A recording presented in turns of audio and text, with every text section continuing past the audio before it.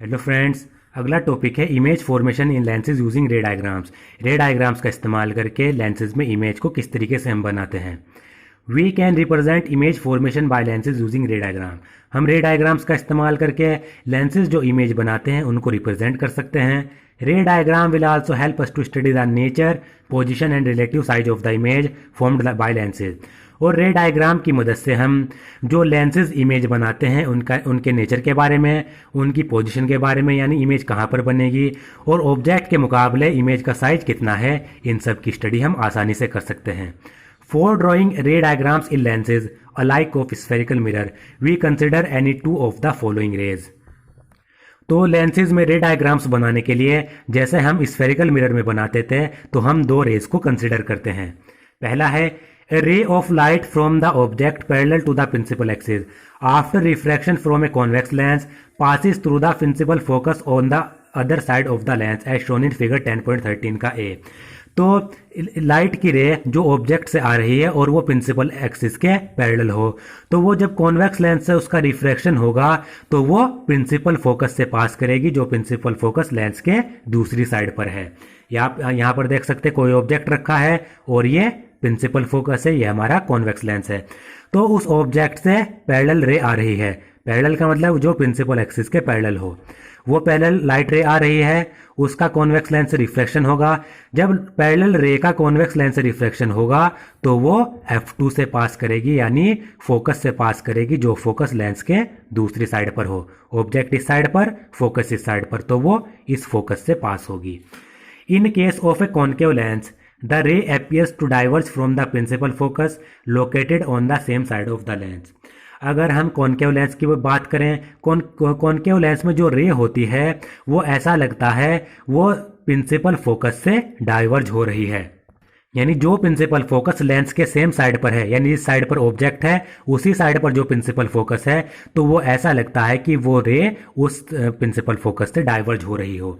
आप यहाँ पर देख सकते हैं ये कॉन्केव लेंस है, ये एक पैरेलल लाइट रे आई, इससे रिफ्रैक्ट होने के बाद डाइवर्ज हो गई, क्योंकि कॉन्केव मिरर डाइवर्जिंग मिरर है तो इसको ये डाइवर्ज कर देगा। जब हम इस रे को पीछे प्रोड्यूस करेंगे, डाइवर्जिंग रे को हमने ये पीछे प्रोड्यूस किया, तो हमें ऐसा लगता है कि जो ये डाइवर्जिंग रे है ये लेंस के प्रिंसिपल फोकस से आ रही है। ऑब्जेक्ट भी इसी साइड पर, लेंस भी इसी साइड, ये जो प्रिंसिपल फोकस है ये भी इसी साइड पर। तो हमने क्या किया, इसको पीछे प्रोड्यूस किया। पीछे प्रोड्यूस करने के बाद हमें ऐसा लगा कि ये डाइवर्जिंग मिरर है, ये लेंस के प्रिंसिपल फोकस से निकलकर आ रही है, ऐसा हमें लगता है। तो ये कॉन्केव लेंस का केस है।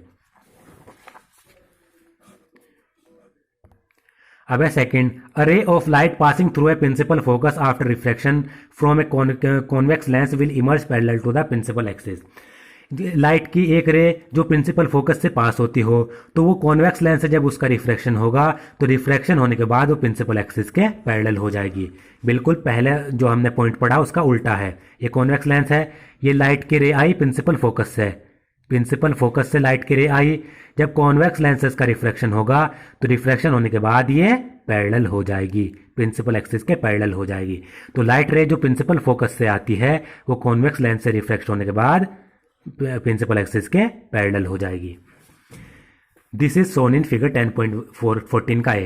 A ray of light appearing to meet at the principal focus of a concave lens after refraction will emerge parallel to the principal axis. तो लाइट की एक रे जो ऐसा लगता है कि वो कॉन्केव लेंस के प्रिंसिपल फोकस पर जाकर मीट करेगी, वो रिफ्रैक्शन होने के बाद कॉन्केव लेंस से प्रिंसिपल एक्सिस के पैरेलल हो जाती है।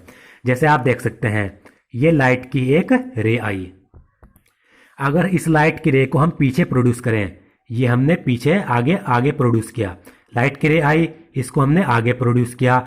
आगे प्रोड्यूस करने पर हमें ऐसा लगा कि ये अगर ये यहाँ पर इसका रिफ्रैक्शन ना होता तो ये फोकस से पास कर जाती। तो ऐसी लाइट की रे जो ऐसा लगता है कि अगर उसका रिफ्रैक्शन ना हो तो वो आगे जाकर फोकस से पास करेगी, तो लाइट की ऐसी रे कॉन्केव लेंस से रिफ्रैक्ट होने के बाद प्रिंसिपल एक्सिस के पैरेलल हो जाती है। ये आपको याद रखना है। थर्ड है, a ray of light passing through the optical centre of a lens will emerge without any deviation. तो लाइट की एक रे जो लेंस के ऑप्टिकल सेंटर से पास होती हो वो उसमें कोई भी डेविएशन नहीं होता, वो स्ट्रेट लाइन से बिल्कुल सीधी पास हो जाती है। ये हमने पहले भी पढ़ा है।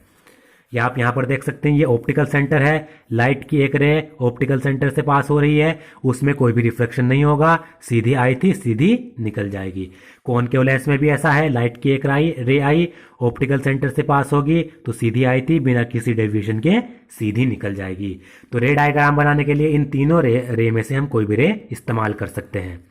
The ray diagram for the image formation in a convex lens for a few position of the object are shown in figure 10.16।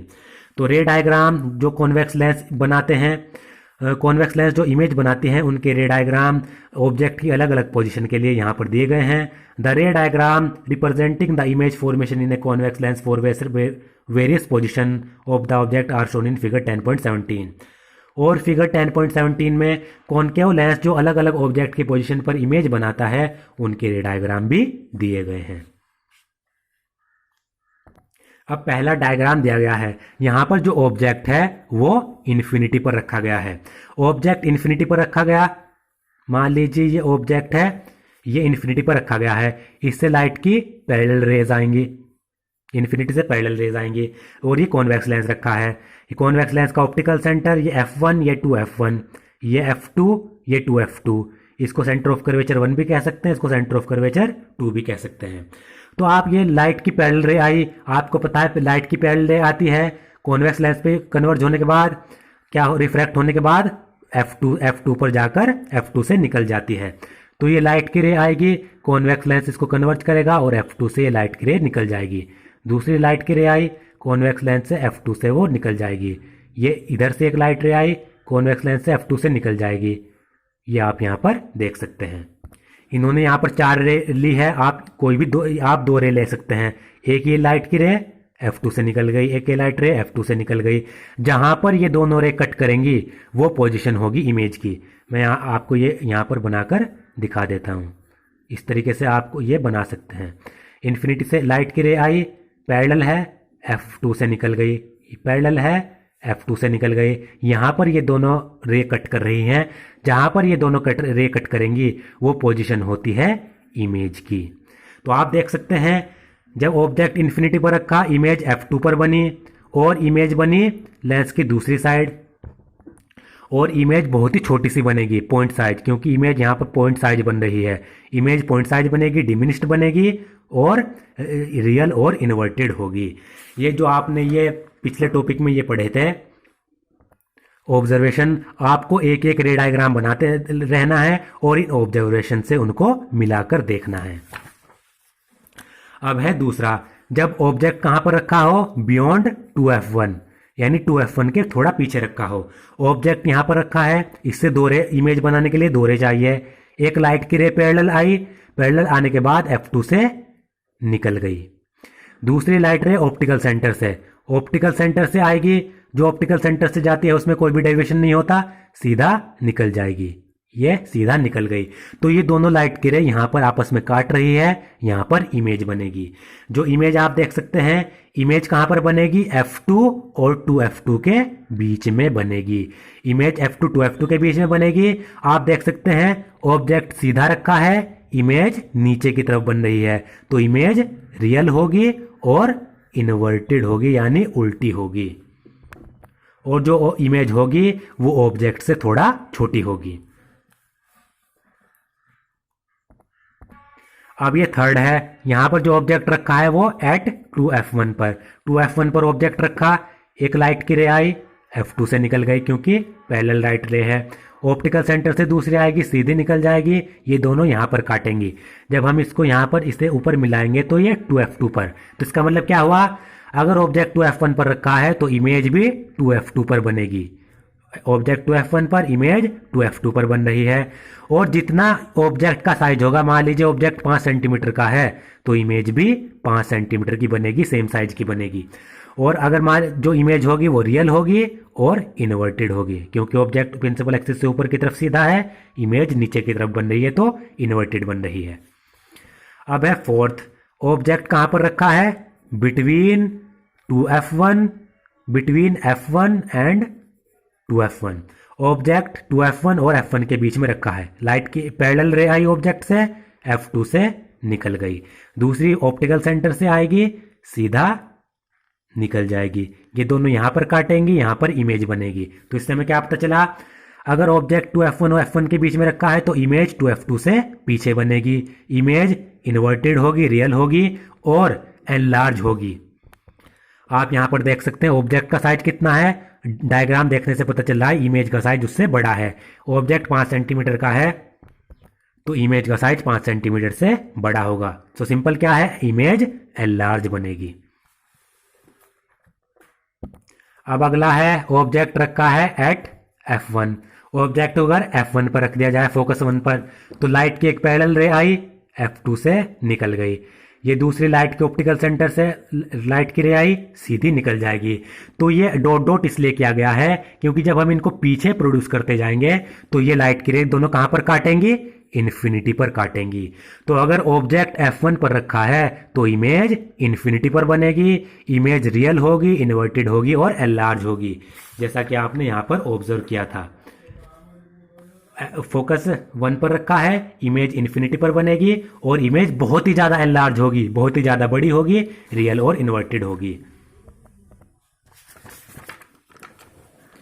अब है इसका लास्ट डायग्राम। अगर ऑब्जेक्ट कहां पर रखा है, f1 और between f1 and optical centre. ये मैं आपको यहां पर बनाकर दिखा देता हूं ये किस तरीके से बनाया। ये कॉन्वेक्स लेंस है, ऑप्टिकल सेंटर है, f1 है, 2f1 है, f2 है, 2f2 है। अब ये ऑब्जेक्ट यहां पर रखा है f1 और ऑप्टिकल सेंटर के बीच में। लाइट की पैरेलल रे आई, f2 से निकल गई क्योंकि पैरेलल f2 से निकलेगी। लाइट के ऑप्टिकल सेंटर से रे आएगी, सीधी बिना डेविएशन के निकल जाएगी।